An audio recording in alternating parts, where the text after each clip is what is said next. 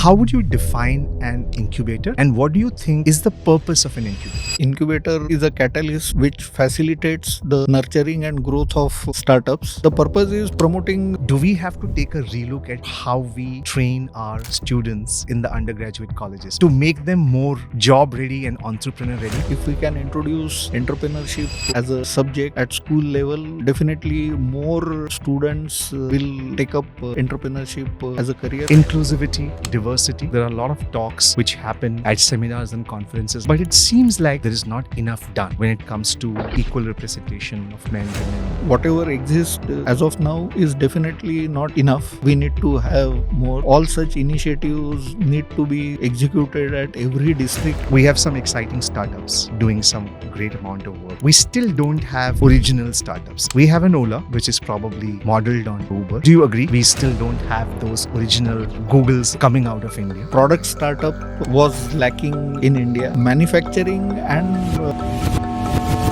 the moment we have focus now on these two segments, definitely days to come we will have global startups originating from India. What is that most impactful advice you have ever received? Focus, focus and focus. What do you think leaders today, and especially in the kind of competitive environment we are in, where issues like mental health are in the focus? Any startup or any entrepreneurial venture, there is an element of lot of risk. If the risk is not properly mitigated, stress levels are definitely high and at times can lead to. The only limit to our growth is the imagination we allow to limit us. Look for the silver lining whenever a cloud appears in the blue. Hello and welcome to Between Us. Make every conversation count. In continuation with the Bharat Startup series, today I'm in conversation with Shri Ashish Garde, a pivotal figure in the Indian startup ecosystem and the director of the Marathwada Accelerator for Growth and Incubation Council, also known as MAGIC. We're going to talk about the Indian ecosystem. We're going to talk about the role of incubators. We're going to talk about what's in store for Indian ecosystem for the future, the challenges we face. We're going to talk about diversity, inclusivity, and much more. Ashish ji, thank you for coming on the show. Yeah, thank you. So before we get into the podcast itself, into the main topic of conversation, just if you could share your personal journey, how you got into the startup ecosystem. Basically, while I was part of Chamber of Marathwada Industries and Agriculture, like we had many initiatives for industry and academic institutions, and we had hosted one very big event for promoting innovation. We had an innovation summit, and during that innovation summit, one of the speakers expressed the need of having an incubation center in our city. So that triggered for knowing more about incubation center, and that's how the journey of MAGIC started, along with my friends and team members. And have you always been a startup entrepreneur all your life? No, not at all. Like I'm interested in entrepreneurship, I'm interested in innovation, I'm interested in skilling, and all these things are easily feasible through a incubation center. So, sir, we begin with our first segment, What Matters. And what matters is about what truly matters in the startup ecosystem. That's what this segment will be all about. I want to begin by understanding, how would you define an incubator, and what do you think is the purpose of an incubator? Basically, incubator to me is a catalyst which facilitates the nurturing and growth of startups.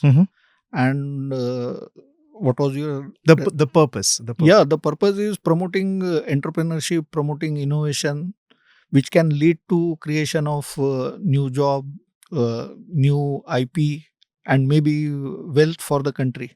You mentioned about IP, and I think there is a focus from the ecosystem also around building more IPs to come out from our startup. Where are we today in that space? I mean, are there enough IPs being created? Uh, in last couple of years, especially after Startup India was launched, there is definitely a sharp focus on creating IPs, especially from the academic institutions. What is required is like whatever IPs are getting created, they need to be commercially encashed also.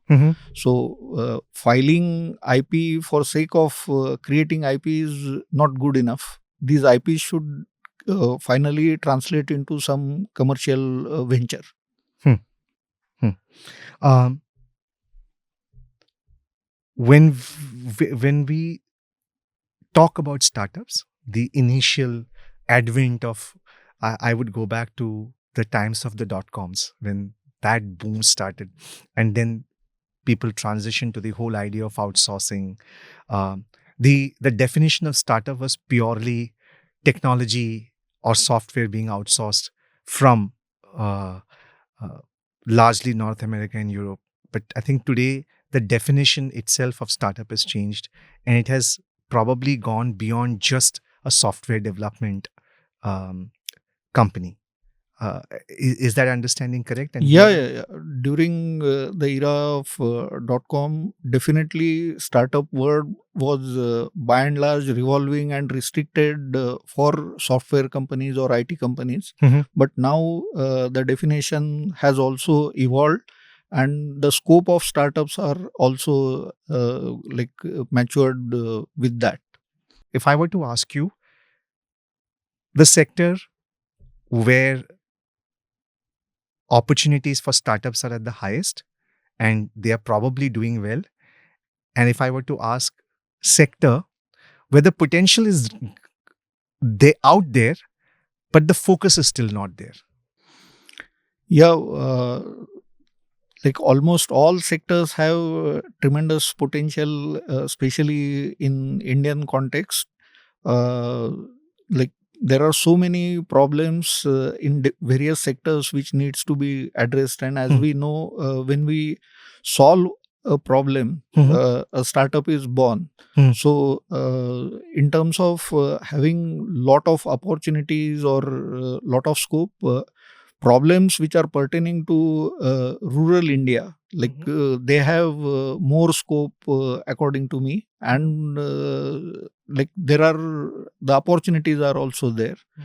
And when I say scope for rural India, agriculture and agritech has enormous potential, and there is lot that can be done while addressing this particular sector. Do you could you share as an example areas within agriculture where the startup community should focus, or the focus is still not there enough? Like every element of agriculture, like there are many things which can be addressed, which can be solved, considering the nature of farming in India, small farms, and the challenges associated with these small farms. So right from soil testing, prediction of weather forecast, uh, like the rain pattern, even other climatic conditions. So the farmers need to be educated more on all the aspects in terms of which crops to be selected, when it should be done, and so on and so forth. Like even in like farm mechanization, there is tremendous scope.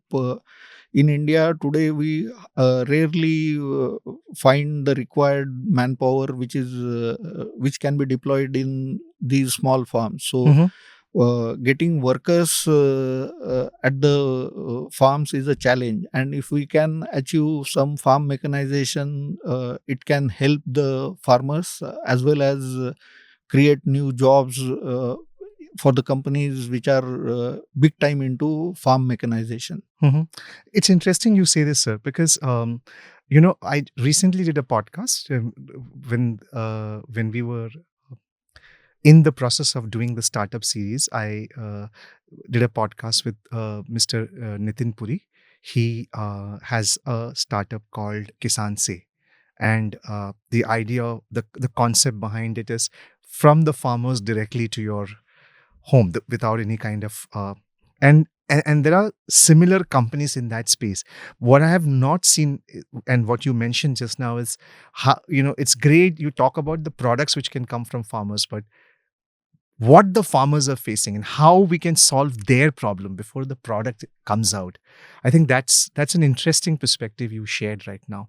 And why is it that there is there not enough focus, or do they feel that you know uh, there are other issues because of which a startup can't work around it? For like developing various implements and equipments connected with farm, a lot of research needs to be done on ground in the farms, and precisely I feel that focus is a bit lacking at the Mhm. moment. uh, Developing these gadgets or equipments can definitely help the small farmers. Mhm. There's definitely, as you said, there is a lot of how do I put development in terms of the startup space. A lot of people they say that there are the opportunities are better, um, but I also hear and I also read, I also listen to these conversations where they say that for us to be truly in that space of startup, you know, uh, globally, a a large part of the investment and focus needs to be at the research and development phase. Um, and it seems that we are not doing enough. So, my question, I want to really focus on the positive side to say is that what is it that we need to do to get that attention towards, apart from the resources from a financial standpoint? What more needs to be done? Whatever agriculture colleges we have or agriculture universities we have, so we need many incubation centers connected with these agriculture colleges or Hmm. agriculture universities. Hmm. At the moment, that is what I feel is slightly lacking. And once we have the students or the faculties or the research scholars connected with this particular space, I'm sure many challenges can be solved, and startups particularly in this domain can flourish. Now, you brought up academic institutions, so something which is really this is we've been internally having this debate within our team, and I talked to a lot of my friends. I had this discussion with another guest of mine, Mr. Jain Krishna. He was the erstwhile CEO of PM Skill Mission, and we were having this discussion during the podcast where I mentioned that um, do we have to take a relook at what we or how we train our students, especially in the undergraduate colleges, maybe engineering colleges, or any kind of engineering college, to make them more job ready and entrepreneur ready? Do you feel that is something which we need to do? Yeah, definitely. We have lot of scope for inculcating entrepreneurial values right from the schooling stage of the students. If we can introduce entrepreneurship as a subject in some way at school level, definitely by the time they come at the undergraduate stage or even graduate or postgraduate, definitely more students will take up entrepreneurship as a career while they are solving some problems in various domains. Mhm. W- w- What needs to be done, sir, for that to happen? Basically, lot of developments are happening, especially with introduction of new education policy in the country, and there are many provisions which address this particular aspect Mhm. of inculcating entrepreneurial values amongst the student. So the need right now is effective implementation of the education new education policy on ground. So NEP 2020 was launched, but almost 4 years are we are completing. Uh, Effective implementation of this new education policy at all levels is the need of the hour. Okay. Um, let, let's um, let's go back to two things. One is, if you were to look at Magic as an incubator, incubating organization, what sort of challenges do you really face, especially in the tier 2 cities or tier 3 cities? Basically, Magic definitely focuses on tier 2 and tier 3 cities, but the common challenge which most of the incubation centers in the country face is in India, our education system is evolved in such a way that we are promoting getting jobs or getting high packages at all levels. Hmm.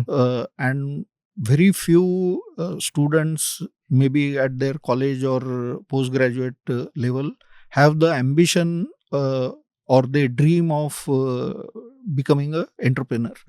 So the focus must shift from package to profit, uh, so that the students are interested in taking up entrepreneurship as a career option. You've given me a title for the podcast episode, Package to Profit. Um,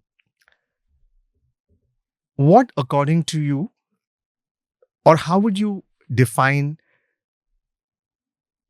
a successful incubating or incubation process? How would you define that? What I can say, potential entrepreneur identifying a well-defined problem and addressing that problem, figuring out possible solution through which usually a startup spin-off happens. So uh, the shortest period in which this can happen will definitely ensure the success of the startup.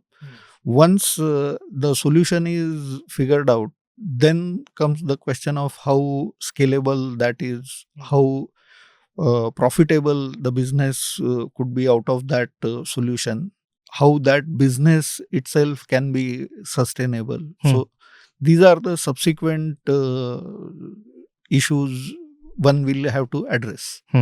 Um, MAGIC stands for Marathwada Accelerator for Growth and Incubation Council. So you're looking at the Marathwada region as far as an incubation. Is that assumption correct?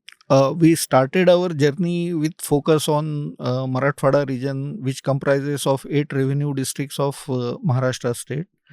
But during COVID and post-COVID, we have started conducting many initiatives virtually, and we have footprints almost all across India. Even Wonderful. though our name stands as Marathwada Accelerator for Growth and Incubation Council, we are present pan-India. But now it's also magic. So you're creating magic across the country. Yeah. Uh, um, while we were doing research, my team came up with this note from your side, which is you have these Saturday mentoring clinics for entrepreneurs, and I know that there would be many more such initiatives. Uh, my question to you would be, what are the prerequisites a new entrepreneurial firm should have before they approach you, or how do you identify, okay, this is something which we can support? Basically, when we started our operation of our incubation center informally, Saturday Mentoring Clinic was our first initiative wherein we validate the startup ideas at any stage, and that's the starting point of any innovator or any startup to get connected with our incubator. Mm-hmm. So we have a pool of mentors who are validating these ideas every Saturday since 2015. Oh, And and the process continues even yeah, now? yeah, yeah. The Okay. process continues. Basically, that's the starting point of the funnel for figuring out the potential startups or the potential entrepreneurs to whom we should support. The best part about this Saturday Mentoring Clinic is when the innovator or the startups interact with our mentors, some of them get clear feedback that this idea may not succeed, and maybe either they can adopt their idea or give up that idea, because failing fast or failing early in startup journey is also equally important, rather than spending 2-3 years with lot of efforts, Hmm. resources. So the filtration uh, or the idea validation which happens during Saturday Mentoring Clinic is extremely important. Mm-hmm. As far as our Saturday Mentoring Clinic is concerned, there are no preconditions attached for any innovator or any startup to get connected with us. The innovator can be of any age, the innovator or startup can be of any academic background, the idea can be in any domain, idea can be at any stage, and they can be from any part of India. So some of the innovators or startups physically meet our mentors at our incubation center. Some of them who are outstation, they interact virtually also. So that's very important, because if external mentor evaluates the idea and gives certain inputs for further development, the journey can be fast and effective. And these incubation centers, where are they now at this point? How many physical locations do you have? Right now, we are having our incubation center at Chhatrapati Sambhajinagar, Aurangabad. Mhm. But we have plans of establishing one more incubation center at Jalna, which is 60 kilometers away from the main city. And this particular incubation center is targeted at grassroots innovators. And with support of Government of Maharashtra, we are establishing this incubation center in a government ITI. So it would be country's first experiment where ITI is getting a incubation center. Typically, we are used to having incubation centers at IITs and IIMs, but we are reaching out at the very entry level of technical education, so to say. And that is so important because I think otherwise, when you hear incubation centers, the typical name you would hear is, an IIM Ahmedabad or IIM Bangalore or IIT Bombay.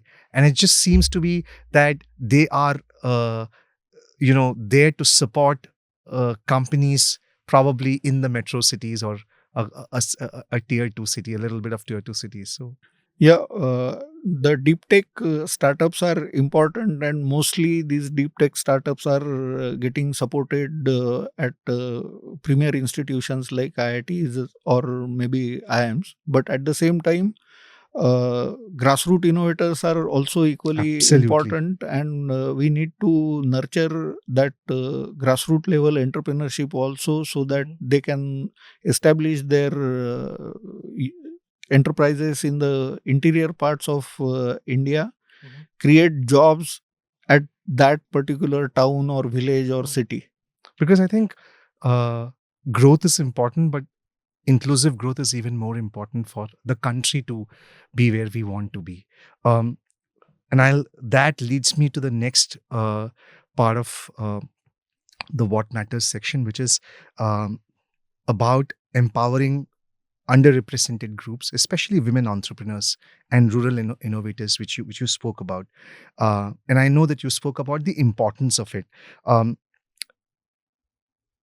Apart from the ITI, which you just mentioned, are there enough steps being taken to foster such inclusivity in the startup ecosystem through Magic? Yeah, basically, Magic works very actively and closely with state government as well as central government. So, whatever various programs or initiatives which state government implements, like Magic is the implementation partner as far as the startups and other activities are concerned, and same is applicable for the central government initiatives also. Okay. So, and both the governments, like right now in India, it is the best time for any entrepreneur for getting support from various government agencies, whether government of India or the state government. And the ecosystem is evolving very fast. So there are more funds available than the number of takers. That's the situation that exists on ground as of now. This is very important for between us at in our platform and for me personally. Um, Inclusivity, diversity. There are a lot of talks which happen uh, at seminars and conferences. I'm sure you might be leading many of them, um, but it seems like it is not enough, or there is not enough done when it comes to equal representation of men, women, people from different walks of life. Um, it's important. What is your take on that? Yeah, India being such a vast country and with so many diverse background, inclusivity is undoubtedly important. Both, as I mentioned, state government and central government initiatives are targeted at having more inclusive uh, ecosystem, and whatever exists as of now is definitely not enough. We need to have more. uh, Practically, like all such initiatives need to be executed at every district in the country. Then only we will have inclusivity in place in real sense, because having one university which is dedicated for women, or a incubation center which is dedicated for women, is not good enough, considering the size of the country. Similarly, there are incubators which are focused on developing some assistive technologies and other things. But considering the number of people with disabilities in India, like lot of work can be done in this particular space also. Mhm. Um, uh, so if I were to ask you, how is Magic supporting grassroots innovators and women entrepreneurs at Yeah, actually, we started our journey by supporting such grassroots innovators, because as we come from a city, tier 2 city, and our incubation center being promoted by the members of the Regional Industry Association, that is Chamber of Marathwada Industries and Agriculture, many grassroots innovators approach us regularly, and such kind of support mechanism in a formal way is still not available even at many of the districts. Mhm. uh, Definitely, as of now, we have startups in almost all the districts, but incubation support is still physically not present in all the districts in the country. So government is definitely trying to have some kind of mechanism where such incubator support can be rendered to various districts through maybe hub and spoke model of a bigger incubator, or something like that. But these grassroots innovators need to be nurtured for sure. Interesting. I was discussing with my team about the hub and spoke model. Um, would you like to share the story of any one of the incubatee? I'm sure there are many which actually represent uh, the true vision of magic. Is there any one example which you would love to share? Yeah, definitely. I will share one such example from our early incubatees. We had a third year engineering college student who had approached us in one of our Saturday mentoring clinic session. He was working on his college project and wanted some guidance to take that project ahead. But while interacting with that student, we found that he had that spark of not only completing the project for the sake of college requirements. He had a passion and vision going beyond that, and he wanted to develop that particular project which he had initiated into a product and eventually a viable business venture. Mm-hmm. So he comes from a very humble family background, son of a farmer, and he had seen a few deaths happening on the farm while spraying the pesticides. Typically, in a small farm, pesticide spraying is done through a tank which is mounted on the back of a person, and through hand pump the spraying is done. So in spite of taking all due precautions like using mask and other thing, still the pesticide spraying in such fashion is hazardous to the health. So what he did was he shifted that tank from the back of a person on a wheel, and which Okay. could be pushed manually, and the rotation of the wheel will ensure the pumping action and the spraying could be done in the farms. And over 2 years of R&D and other activities, his product was tested just before COVID. Mm-hmm. That particular product was pivoted for COVID purpose, like the spraying in the narrow lanes of the city for whatever sanitizers and other thing was done through that machine. But eventually he again focused on that particular machine, and now he has variants of that machine. Some of them are battery operated also. He is trying to work on a solar operated also, and he is exporting that machine to few countries also. Already he is selling pan India. Wonderful. What a journey. Um, what, according to you, um, are the gaps that still exist to make entrepreneurship more accessible across the country? If you were to say top three, one, two, three, or I mean, the way you want to say it. Basically, while addressing this gap, prior to that, I would like to address the ecosystem or the environment in which these innovators have to Sure. show up. Mhm. Uh, our in our country, even today, like taking that risk of becoming entrepreneur is not easily accepted at family level, especially if your family resources are limited.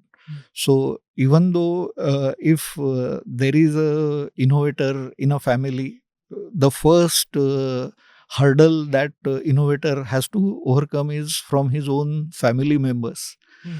The next hurdle that he has to overcome is from his peers, his friends, because as I mentioned to you earlier, in our education system, everybody is tuned for taking up some package. So if any innovator or a would-be startup is dreaming of getting into business, most of his friends would ensure that he doesn't venture into a risky business.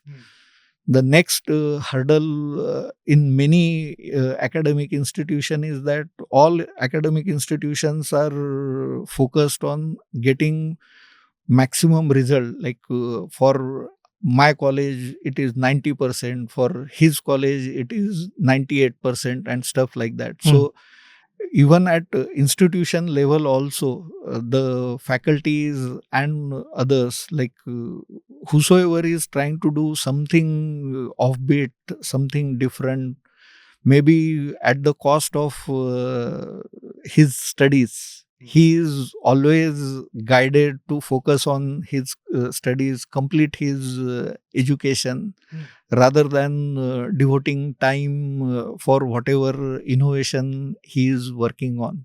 So the immediate environment of an innovator is not that conducive as of now, which we need to do. So any especially a student innovator, if he is getting into entrepreneurship, he has to overcome all these hurdles beyond the financial risk that he is going to take.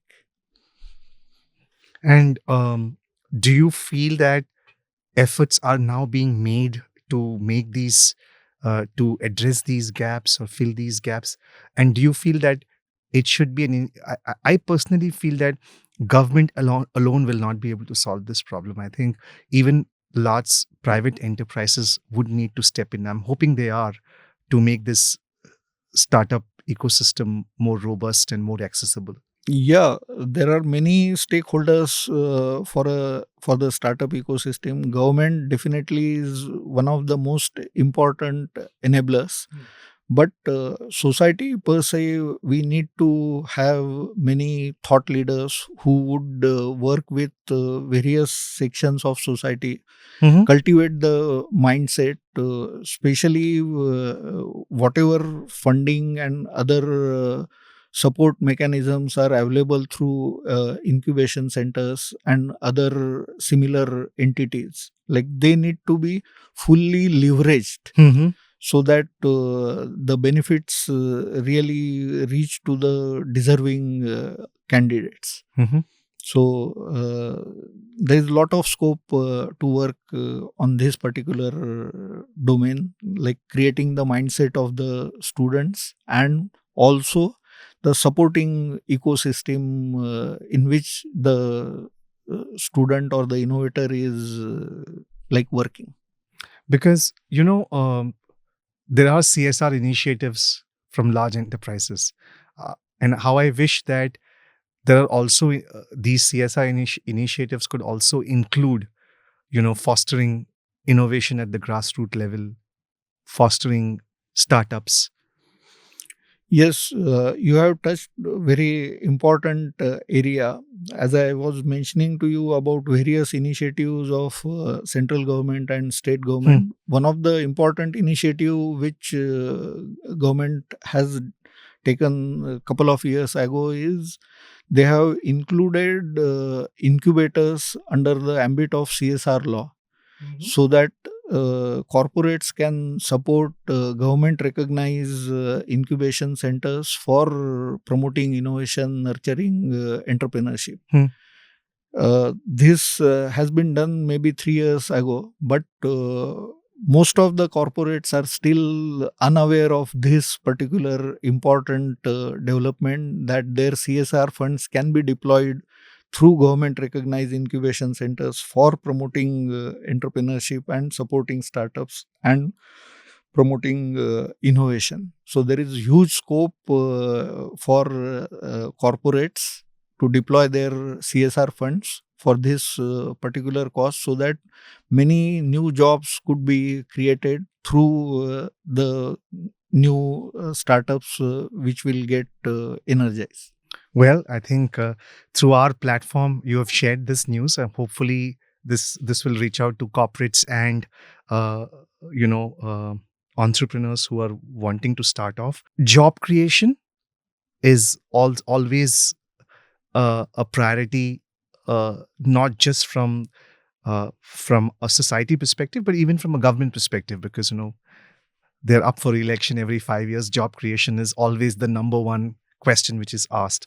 Um, on that, if I were to ask you this question, are enough jobs created, especially at the grassroots level through these small enterprises? Yeah, micro enterprises or small enterprises definitely do create jobs at grassroots level. Hmm. But the number of such micro enterprises or small scale industries need to go up. Some of them can be innovative, some of them may not be innovative. But finally, if they are leading to creation of new jobs, they need to be supported, nurtured through various initiatives. If I were to ask you, and if you could share, uh, of course, there is an economic impact because of startups. Uh, uh, how about the social impact of startups, especially in these semi-urban and rural areas? Yeah, as you rightly mentioned, like government cannot create too many jobs considering the huge population of our country, and job creation has extraordinary importance irrespective of elections in the country. Hmm. And definitely startups or these micro enterprises or small scale industries, they can create jobs at grassroots level in tier 2 tier 3 cities, and they can contribute significantly for the economical growth. Uh, Final question to you, sir, is do you have a measurement matrix to see the impact of Magic's work? Is there something you have any kind of tool or any data metrics you use from time to time to see the success ratio of the incubation process? Yes, of course, we track the performance of our startups which we are incubating, and this performance is tracked on a almost monthly basis. Impact is also measured, and we have certain data points which we closely track in terms of the startups to whom we are extending support. Some of the data points are like how many new jobs, direct jobs and indirect jobs that startup is creating, how many of them are creating any kind of IP, how many of them are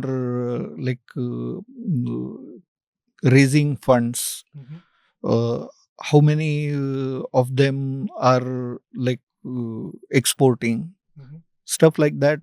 So we have different measurement parameters for tracking the performance of the startup, and usually this is done during the mentoring session of the respective startup. Okay, you spoke about the role of the incubator starting right at the ideation stage. Question is, when does the rule end? Where does it end? Or is it where you feel that okay, now it's reached this stage, it's time for it to, so is there a Yeah, so the role of incubator starts at a pre-incubation stage, and maybe they can support the startup till they reach the revenue stage. Typically, we track the performance of the startup till he starts filing the income tax returns. And once the startup has reached to the revenue stage, and if there is need for extending further support, then the acceleration part comes into picture, where how we can fast track the growth of the startup which has already reached the revenue stage. Mhm. What's in it for the incubator when they get into, like, how do you support yourself? How do you go about supporting so many enterprises? There must be something which the incubator also needs to measure itself, right? Basically, in India, most of the incubators are Section 8 companies. That means they are not for profit legal entities. Mhm. And for such incubators, their own sustainability is also equally important. And for that, every incubator figures out its own revenue streams depending upon the maturity of the incubation center. So the revenues can come from various services which they are offering to the startups. They can be on a chargeable basis, but in India, and especially in rural India, as it is, the startups or the early entrepreneurs, they are struggling in their own multiple ways, and any additional uh, fees to the incubation center, at times it may detract the person from getting connected with the incubation center itself. So most of the incubation centers invest in these startups when they are at a investable stage. They take certain equity, but again getting exit from that, it's a long gestation period. So incubator has to figure out various ways of sustaining themselves beyond the government grants. It could be through CSR funds, it could be through some specific programs, it could be through some sponsorship, and there are many other revenue channels. What is that one specific challenge which incubators today in India are facing? I mean, what do you feel is that one specific challenge? I mean, I'm sure when you meet your fellow incubators, there are some notes exchanged. So, what do you feel is the biggest? Sustainability of the incubators is the biggest challenge, because I know many incubation centers which are 10 years old or even 15 years old, and still they are not fully financially self-sufficient out of their operations. And they still continue to support enterprises. Yes.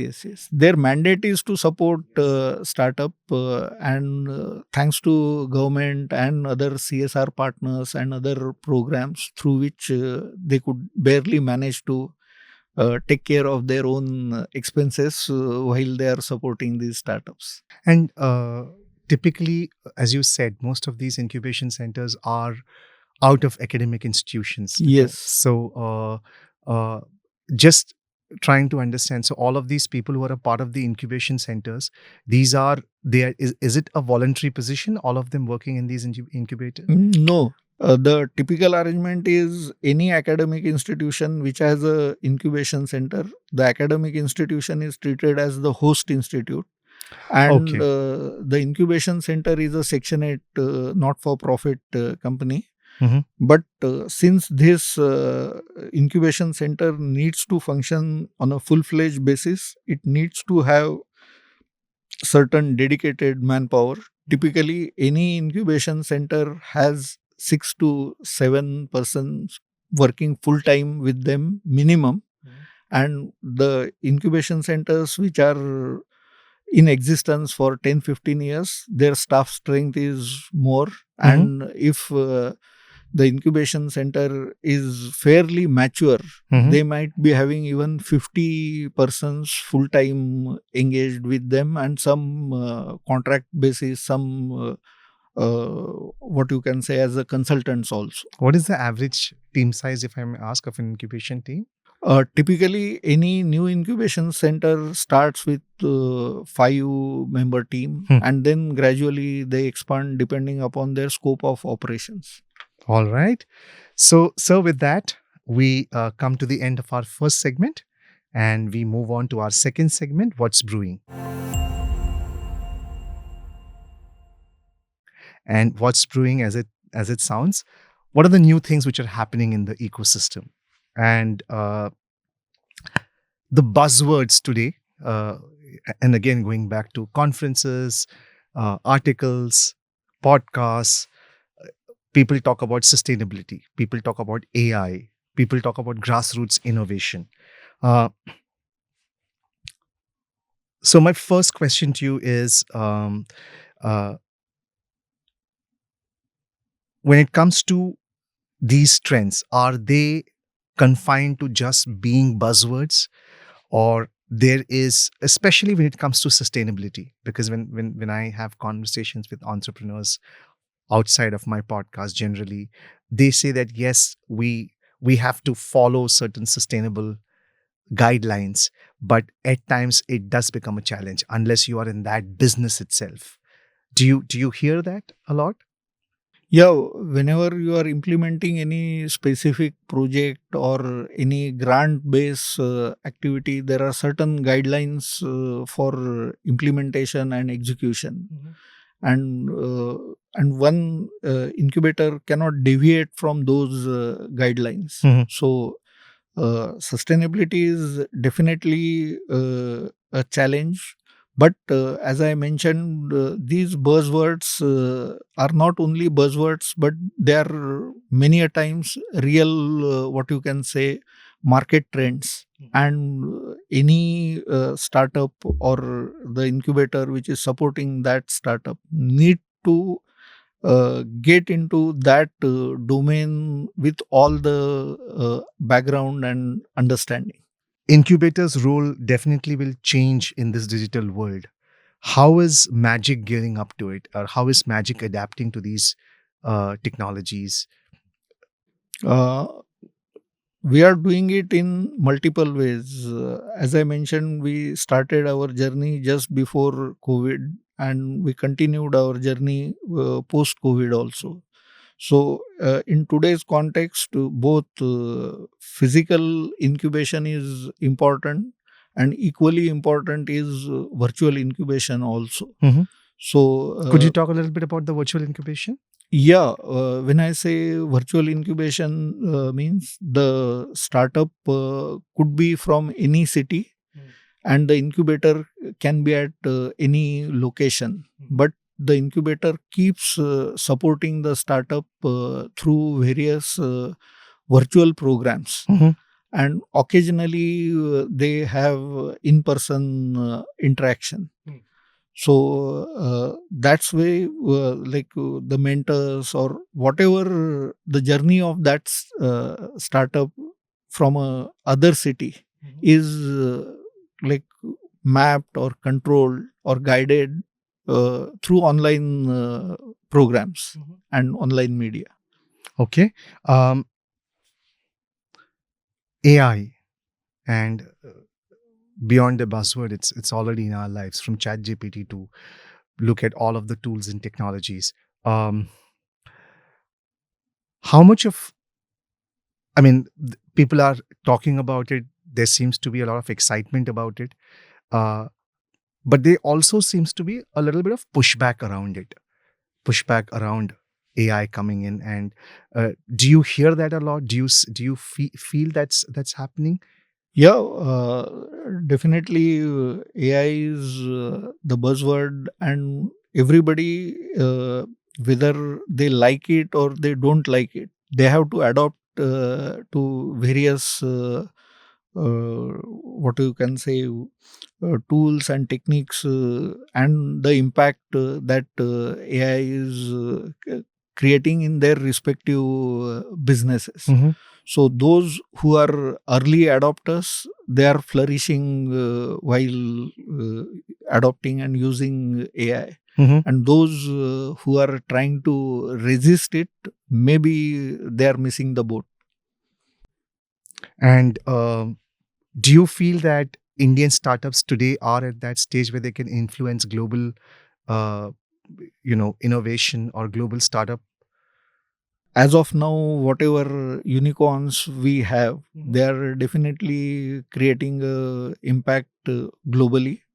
But there is more which India can generate or India can produce, and I'm sure in the days to come, since the basic building blocks are now in place, in days to come we will have more startups which can be creating impact at global level. As we were discussing about this before we started the podcast, we have some exciting startups doing some great amount of work, and I have always maintained this stance for a while. we still don't have original startups in the sense we have an Ola, which is probably modeled on a Uber. We do have companies which are modeled on global startups. We don't have enough of Googles or Facebooks or Teslas or companies with an original business model. Probably the closest now is the interesting companies like Zepto and Blinkit. They have coming up with this in the e-commerce space. Um, do you think it's, first of all, do you agree that we still don't have those original uh, Googles coming out of India? And if not, why is it so? Up till now, the focus on product startup was lacking in India. Mhm. And most of the unicorns, if you take into consideration, they are app-based unicorns. So manufacturing and product-based startup, the moment we have focus now on these two segments, so definitely in days to come, we will have some global startups originating from India. What sectors, you mentioned manufacturing. What are the other sectors you feel we probably would or we can influence our position globally? What other sectors outside of manufacturing do you see? No, even in service sector also, few startups will definitely create an impact globally. Mhm. But in days to come, manufacturing, because the core strength of India is in manufacturing as well. There seems to be a lot of talk about chips and our focus on this, especially in the semiconductor industry. Where do we stand today? How do you see it? How do you see us in the next 5 years? We have long-term policies in place which are supporting chip manufacturing, and already few companies have started their operations. And uh, in days to come, more companies will definitely get into it. The thing is, when in today's context, when we focus on any particular segment, uh, we have witnessed growth in that particular domain rapidly. I will give you example of defense related manufacturing. Since IDEX was launched in India a couple of years ago, now we see many startups which are coming up with various innovative solutions which can be deployed in defense related applications. And the defense related manufacturing or defense related export is growing significantly. Same will happen for semiconductors also. Hmm. Uh, w- w- you know, one is innovation and the other is market readiness. And between the two, there is definitely a gap that needs to be bridged. Uh, how do you balance that as an incubator? Basically, that gap is function of time. And with various technologies evolving, various supporting frameworks getting evolved over a period of time, that gap is getting bridged very quickly. Mhm. All right. Do you feel incubators are the only solutions when it comes to, uh, you know, startups being accessible in the underdeveloped regions?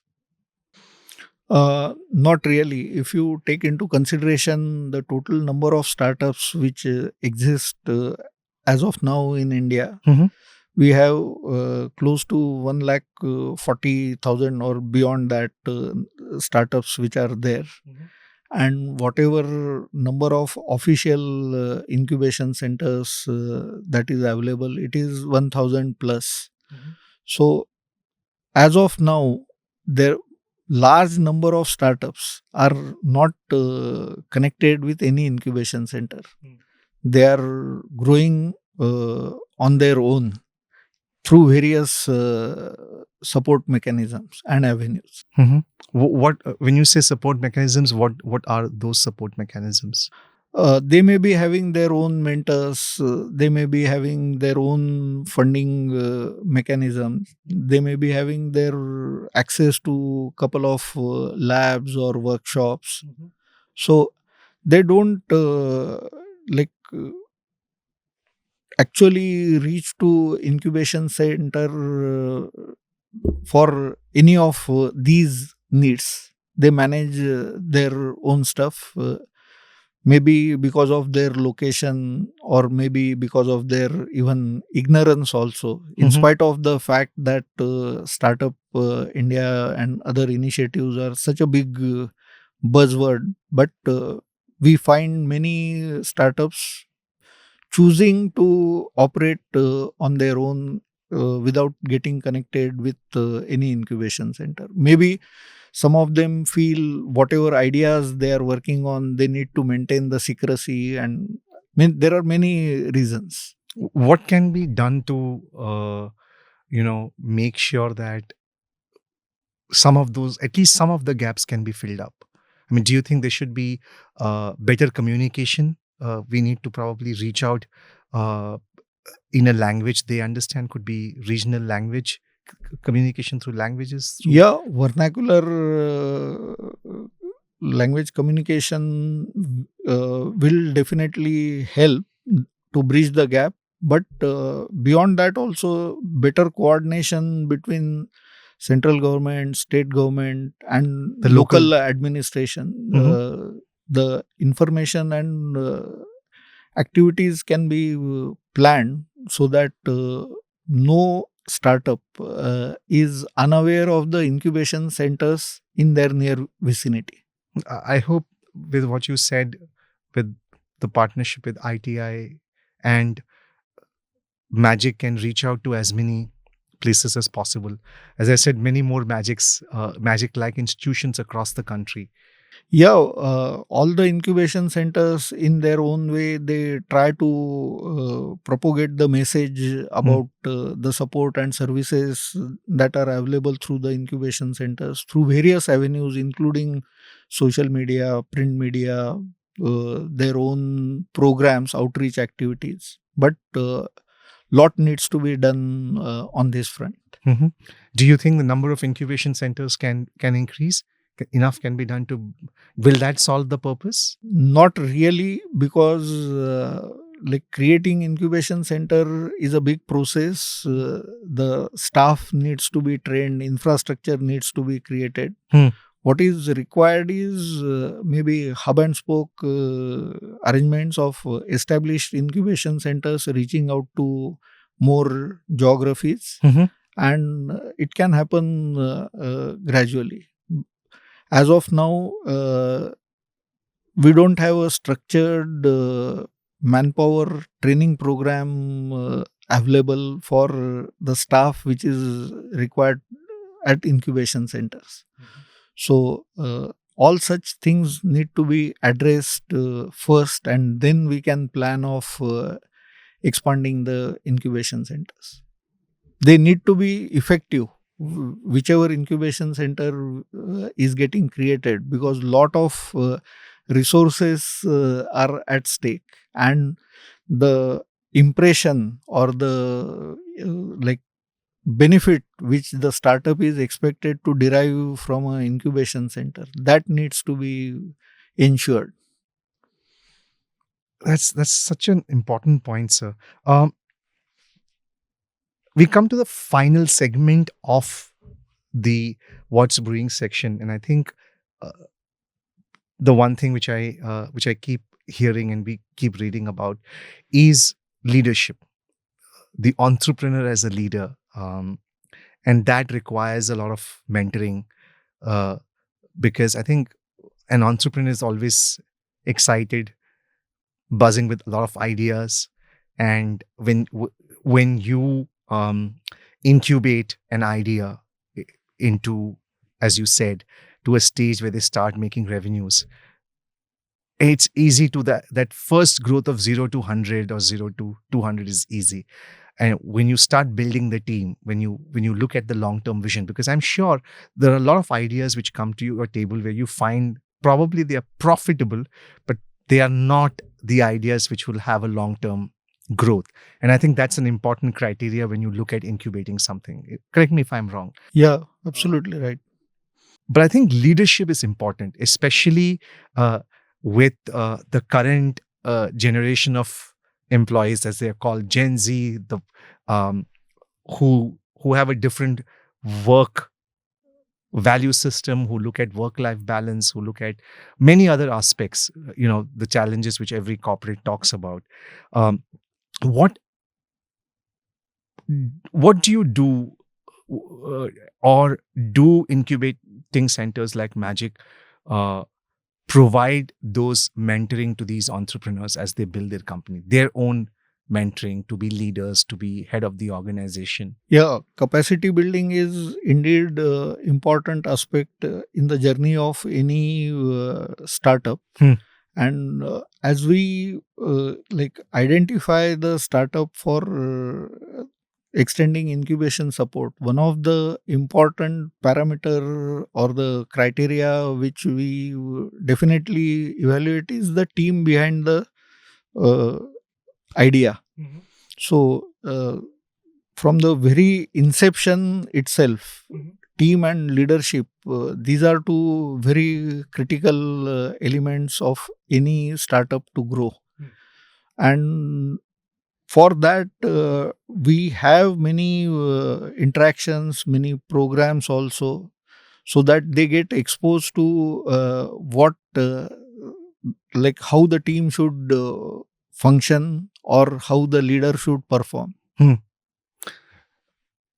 I wanted to, I now that you are here, so I really had this question in my mind, and you can choose not to answer it. Absolutely, sir.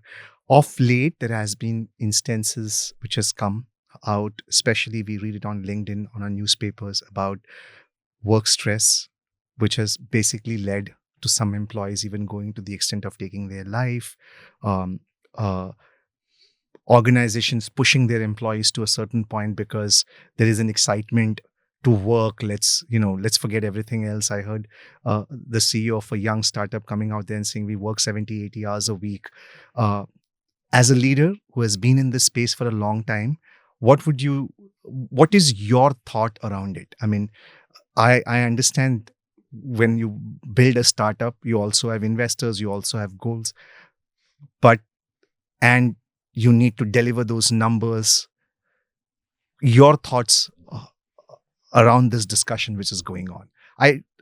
Yeah, basically, in any organization or any business, work-life balance is definitely important. And whatever you mentioned about stress and other activities, two things are very critical. What dream are we chasing, and how passionate we are about chasing that dream? If these two things are in place, then the stress level is not there.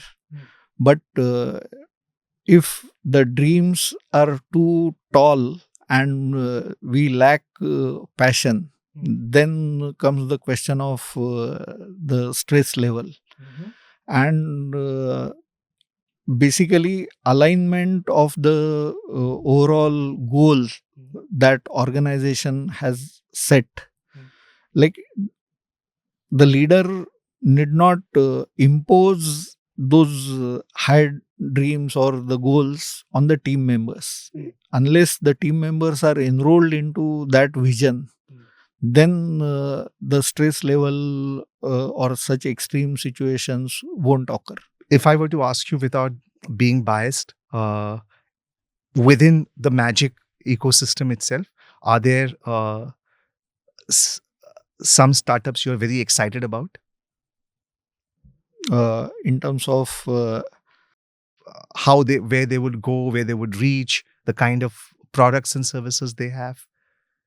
yeah, basically, as I mentioned, these grassroots innovators have extremely high potential for growth, Mhm. and there are at least five such startups at present which are at revenue stage, growing well, and like they have ambitions also to flourish. What is I know Umesh mentioning to me that you're always traveling, but a typical day when you are at the incubation center, if you are there, how's your typical day like? Do you get to meet a lot of entrepreneurs? Do you get to spend some time with them? Yes, like every category of startup ecosystem, like let's say for 8 hours, I'm in the office.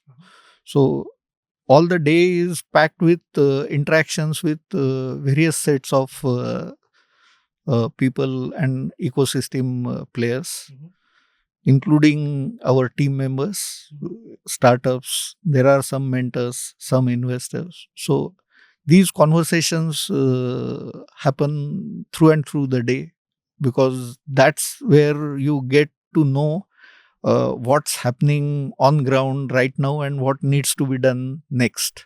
In terms of your role as a director, uh, I know probably you would do a lot of things, but right now, as of today, what's your primary focus? Incidentally, our team is quite big and mature. We have 11 board members who are having same vision and same passion of promoting entrepreneurship, supporting startup, nurturing innovation. And out of these 11, we have created a small operating board where we have 5 team members. Mhm. And we have selected areas which are core strengths of respective person for taking care of the incubation center, so to say. So my primary responsibility is coordinating with various funding agencies, government agencies, uh, like taking care of ecosystem which we are building, and connecting as many startups, mentors, investors with our incubation center. What is the one thing that excites you most about your role in Magic and the system, the ecosystem itself? Basically, it's a very happening domain, and every day you have something new to address, and that's excites me the most. The most. All right. With that, we come to the end of the second segment and we move to the final segment, which is the rapid fire questions. The questions are rapid. Hopefully, the answers are rapid too. Uh, the first part of this is this or that. Mentorship or funding? What will be the greater catalyst for startup success and why? Mentoring. And why do you say that? Fundamentals of business get consolidated through mentoring. All right. Urban startups or rural startups? Where does the next wave of impactful innovation come from? Rural startups. Mhm. High risk innovation or steady growth? Which approach leads to long term success? Steady growth. Over high risk innovation? Do you Yeah. feel so? Most of the high risk innovation may fail over a period of time. Okay. Local impact or global reach? What should startups prioritize for sustainable growth? Local impact. You think so? Yeah. If the reason is also, if they succeed at local level, eventually they will reach to global level. True. Early stage support or scaling strategies? Which phase of support is more crucial for success? Early stage support. Mhm. Foundation needs to be strong. Yes. Tech driven solution or grassroots innovation? What drives better outcomes for Indian ecosystem?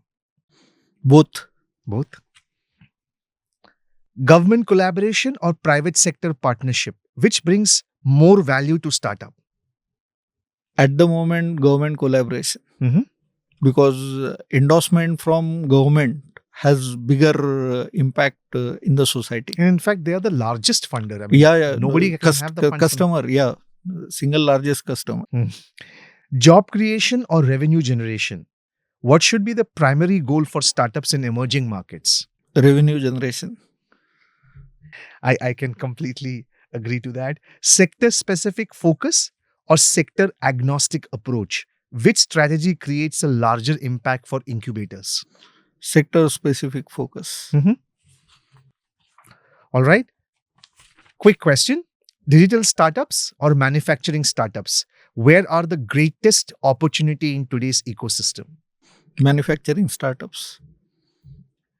Okay, we will move to the next part of the rapid fire, fun and interactive. What is the quirkiest startup idea you have ever heard?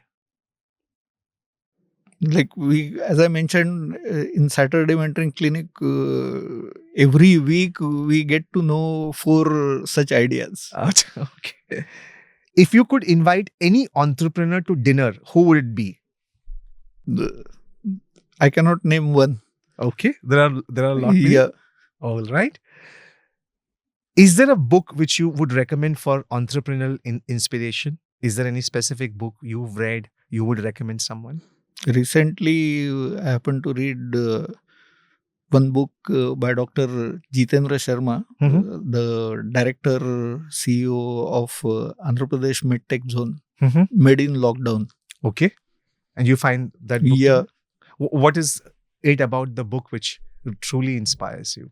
Basically, in such adverse condition, he could manage to facilitate establishing 200 MSMEs which are supporting medical devices, like manufacturing of medical devices.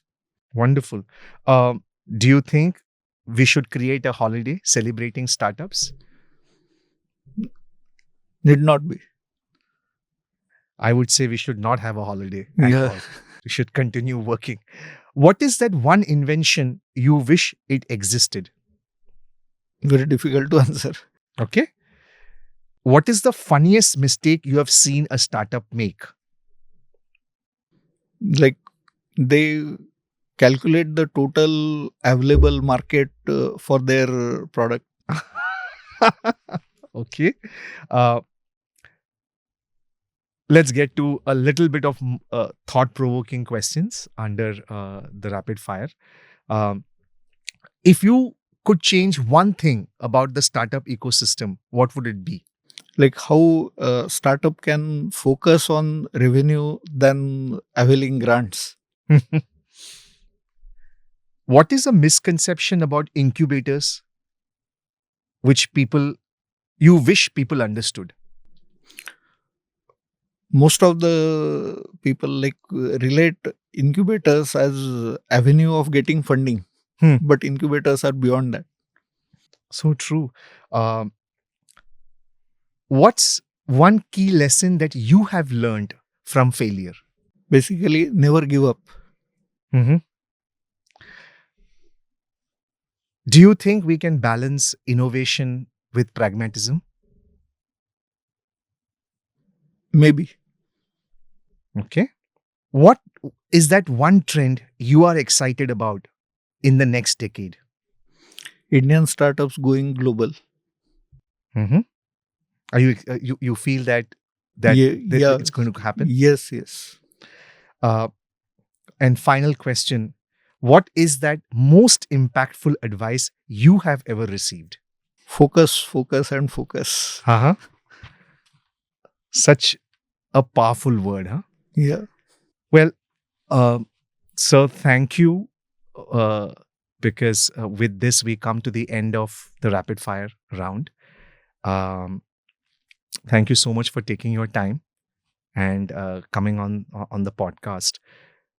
I have a few final, questions. I have a lot many, but one of the things I would like to ask you is, what is your vision for the future of incubation in India? Like incubation centers, like we already have some tinkering labs in schools, but the established incubation centers could actually get connected with schools at school level. And is Magic doing something around it? Yes, we are in touch with schools right now. One final question is, as a leader in this startup ecosystem space, as being a part of this incubation, what is the biggest risk you have taken and what has been your learning from it? Establishing the incubation center itself. That's very well said, sir. So thank you once again for your time. And I think this truly has been an eye opener for me because, when you set aside all those flowery words and those, when you come out of those large conferences where numbers are thrown, I always believe that real innovation happens at the grassroots. And for us as a country to be, with that vision of Viksit Bharat for 2047, startups will have to play a big role. And it can't be just tier 1 cities or tier 2 cities. It has to go to the grassroots. What is your message, final message to our viewers, the entrepreneurs, incubators, or even for that matter, investors? Keep innovating whatever businesses they are in. Like the journey is not complete with just one innovation. If they have to be in the business, innovation will have to be there on an ongoing basis. Do you feel that the incubators, the investors, the accelerators, and the grassroots innovators, do you feel that enough coordination is happening between them? There is effective communication and coordination happening out there? It has started, but there is plenty of scope to take it to next level. All right. Thank you so much for your time, sir. It was a pleasure chatting with you. Thank you. So that's it from today's episode. That was our guest, Ashish Garde ji.